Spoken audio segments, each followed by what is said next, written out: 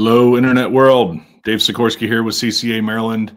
Wanted to give you an update today on what's happening with striped bass. The Maryland Department of Natural Resources is now seeking public comment through November 29th. And so I wanted to click you through what is at stake here, or what they're looking for input on, and how you can provide your voice through the process. So I'm going to share a screen here. Here is the changes to fisheries regulations website that DNR has. A lot of these things are not open, and so you'll see a lot of these different titles are from past actions or things that are on hold, but open for comment as it shows here with the red font. You click that, striped bass recreational seasons. You look up here and you see this URL in this toolbar. That you can save that. You can benchmark or bookmark that. That is the striped bass link moving forward whenever there's a striped bass related regulation. And so right now, as a result of an approval at the ASMFC, this recreational seasons change is underway here in scoping, as it shows off to the right. You can look at their small business compliance guide. And so what that does is it opens up information, and they call it the small business compliance guide because DNR is required to do this as part of a rulemaking or legislative effort that said, in order to support the public, but also small businesses, we need to provide these certain types of metrics and impacts that a regulation can have. And so this is pretty standard on regulations that you see. You can work through the table of contents and the summary. I'm a pictures person, and there's some pictures. And so that's really what's on the table here being considered. So it's either current regulations or an adjustment, which will remove that closure from April, which occurred back in 2020, to shift some things around and play politics with our seasons and our fisheries. We never saw April being closed, not to be confused with when the trophy season was closed in 2024. That was a proactive measure. April, when we speak to April, it's about catch and release. And so this is a return to the first part of the year having catch and release be available to anglers. And this is limited to certain map areas that we'll talk about in a minute. And then May 1st through July 31st would be a harvest period under the new proposal. And that's not trophy fish. That is the 19 to 24 inch slot, one per person per day. And then a no target period, instead of being July 16th to 31st, would be August 1st to August 31st.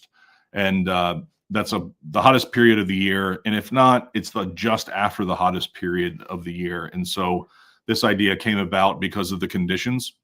We saw lots of hypoxia and problems because of the utter failures to mitigate nutrients going into our bay in many ways. And that impacts the health of the waterway. And so what we're looking at here is August as a time of year when water quality is going to be down. Fish will be stressed from already coming through a July period when water quality is starting to go down. And it gives them just a break in that summertime. It's also a time of year when anglers can pursue other species. Spanish mackerel and bluefish are out there in the bay. Hopefully schools of red drum and other species that can fill that gap for a month will provide commerce and access to the fishery. But this was ultimately a trade-off that came out of the task force on this topic that DNR held earlier this year. And then a harvest season would open September 1 through December 5th. And this was approved by ASMFC because these two season structures are considered equivalent. Yet I think that the closing the no targeting and removing that spring prohibition and no targeting period, the new baseline provides better balance. It provides fishing access in the spring, first for catch and release when it makes sense and limited by zone, and then on into a harvest period early in that spring period. And so that's good for all the businesses that rely on fishing. We all know that things can get slow in the boating and fishing world in the late winter. And so that first shot of opportunity, in the fishing world, we're selling hope. The hope that you can go out and catch a fish and have that experience. And if you're like me, you own lots of tackle that's never seen the water. And maybe that's your ritual every spring or every time you're preparing for a new season. So to me, it just makes sense to open this period. There's been a lot of discussion around what happens to a fish after it's released. And there's some information in this proposal that shows you the level of biomass, spawning stock biomass, which is estimated.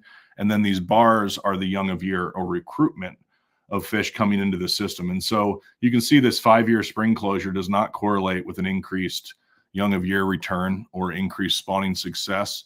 We've had periods of increasing biomass give us some amazing year classes, which define the fishery into the mid-2000 period. We've had a really low recruitment in periods of high biomass. And so these two things aren't linked. And we knew that before closing the April period to catch and release fishing. And we also knew that the April period would not save many fish, which was partly why we opposed closing catch and release. You're not going to conserve a fishery by mitigating catch and release fishing or closing catch and release fishing when allowing harvest fisheries to continue. And it shouldn't be about one side versus the other. As a commissioner at ASMFC, I spoke for about 5 minutes on this topic when we were talking about this baseline proposal. So I'd encourage people to go there on YouTube and see some more about the dialogue that all different board members had on this issue. And that's what this is about for the public comment process. Of course, I'm giving perspectives here.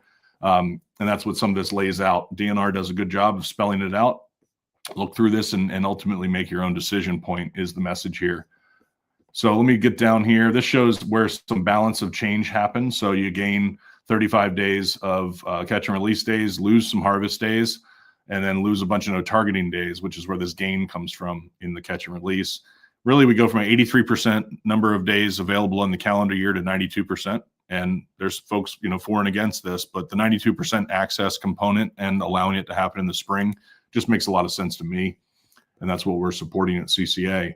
So I'm going to get down here to the maps. And in fact, I'll click over to our website and show you where this information is on our site as well. You'll see the link in the bio here for the link tree if you're viewing this video later. It has the baseline information. It has some of the talking points and information I just provided and reasons why CCA supports the proposal. It also notes that there's a DNR webinar on the calendar for 11/21. That link's right here. You can also see that full proposal, that PDF I've been showing you, plus the DNR Fisheries Regulation website and the Google form, which I haven't shown you yet. The Google form is right here. I filled it out personally, and I encourage every single person to. It explains everything right at the top. It even mentions the informational webinar. This is linked on the regulations page, the one I was on before. It's also linked on our page. But you fill out the information. It's asking you simple questions about the two options and which you prefer. And that's important for folks to do. That allows a good balance to be presented to DNR of who supports what and how many people are willing to engage in this important topic.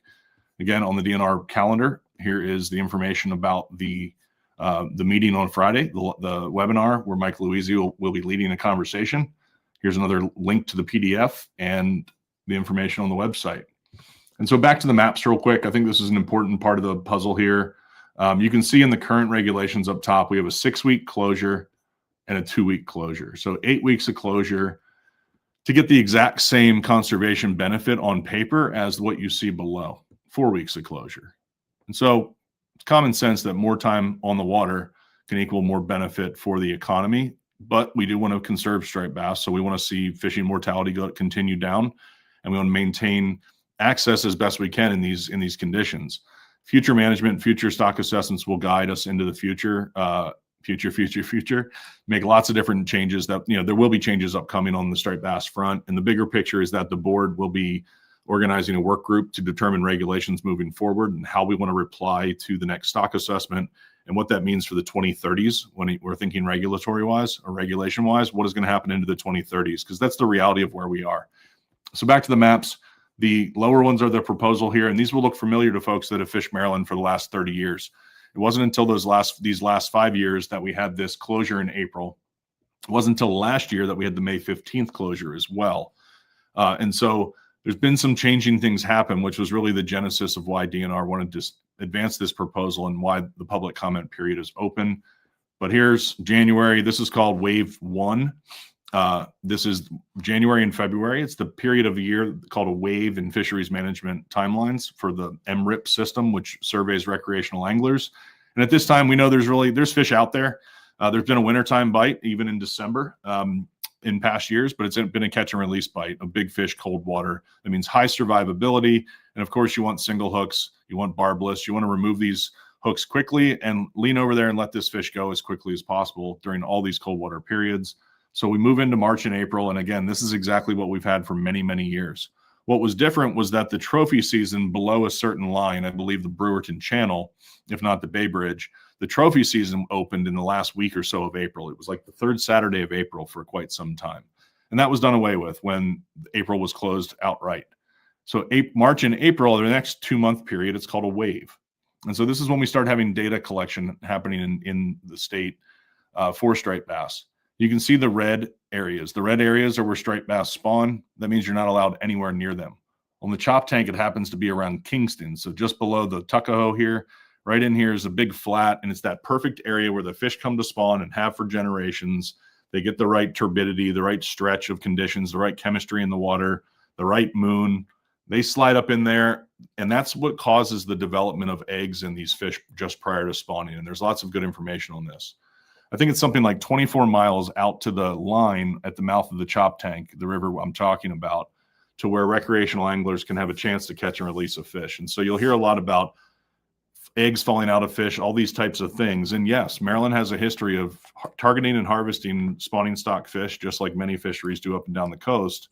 But that's not what this is about. This is about providing some access, just like we have for 30 years, for people who have shaped the fishery or their businesses towards this spring period, being able to catch and release the fish of a lifetime, and then quickly move into a May period, May 1st to 31st.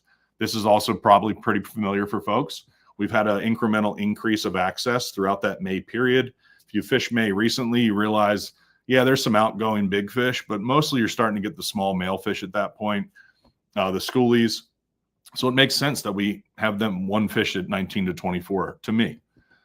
June into July, the wide open summer, we're used to that. We get every section of the watershed open to us. And again, that's that summer fishery, one fish at 19 to 24. As I said earlier, it's obvious on the map. August will be a closure. Makes a lot of sense given the water conditions and the other opportunities.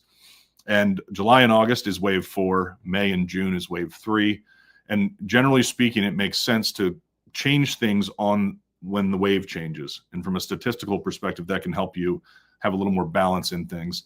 I think it also makes sense to open and close things on the month start or the month end. I think that's just easy for folks to remember. And the more stability we can provide in these seasons, just like we've enjoyed for a very long time, stability is good for business. Stability is good for the community to try and figure out how to balance things out. And most importantly, balance things out for the fish. So anyway, we would close out our year if DNR approves these regs with a September 1st through the December 10th. Again, same slot limit that's happening bay-wide with the recreational fisheries.